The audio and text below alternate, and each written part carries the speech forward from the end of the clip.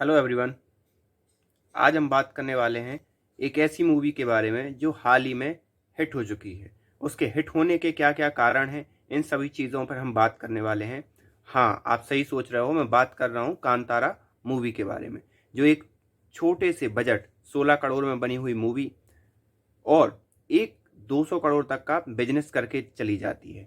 आखिरकार ऐसी मूवी क्यों सक्सेस हो रही हैं और क्यों बॉलीवुड की मूवी साल दर साल या आगे एक एक के बाद एक क्यों फ्लॉप होती जा रही हैं?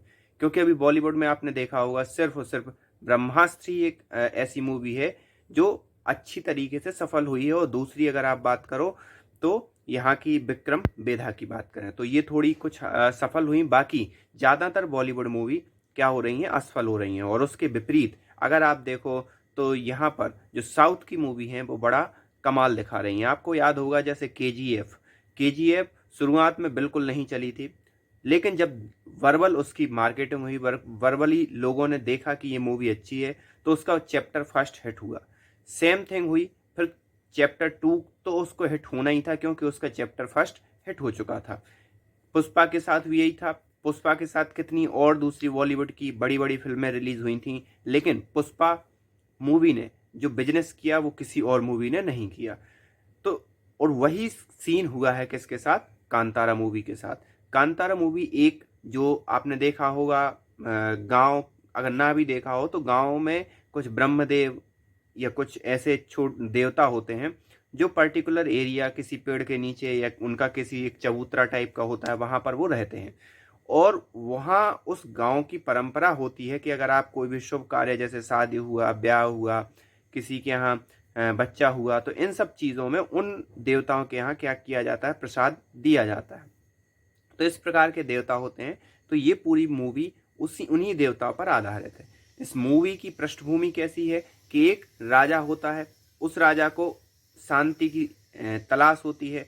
तो उसमें एक देवता जो होते हैं वहाँ के पर्टिकुलर रीजन के, उस जंगल के, वो देवता उसको क्या देते हैं, शांति देते हैं। और एक पत्थर के रूप में एक पत्थर के रूप में देते हैं, पत्थर देते हैं, तो उस राजा को शांति मिलती है। लेकिन उस एवज में वो जो देवता हैं वो क्या मांगते हैं कि मेरी जो आवाज़ है वो जहाँ जहाँ तक पहुँच रही है वो उतनी ज़मीन आपको किसको दान करनी पड़ेगी, गांव को दान करनी पड़ेगी।